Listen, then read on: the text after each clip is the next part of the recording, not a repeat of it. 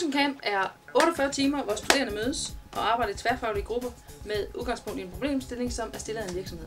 Så arbejder de benhårdt, meget intenst og rigtig meget, og bliver skarpt styret eller stramt styret af procesguider, som styrer den måde, de tænker på, som styrer den måde, de genererer idéer på.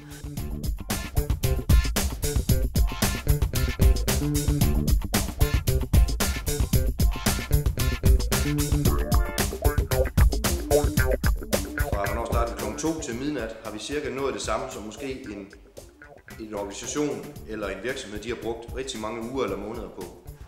Egentlig professionelle fagfolk. Og det siger måske lidt om, at når man virkelig sætter sig ned og fokuserer under de rette forhold, så kan man virkelig nå langt.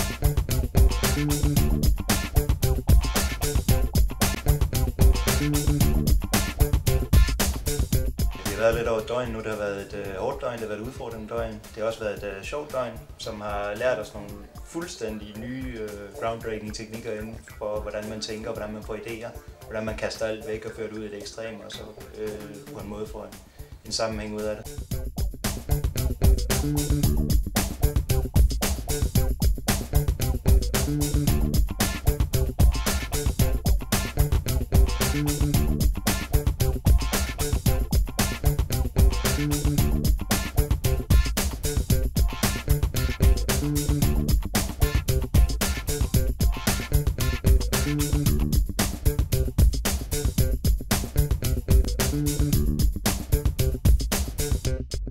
Jeg er en glad camper.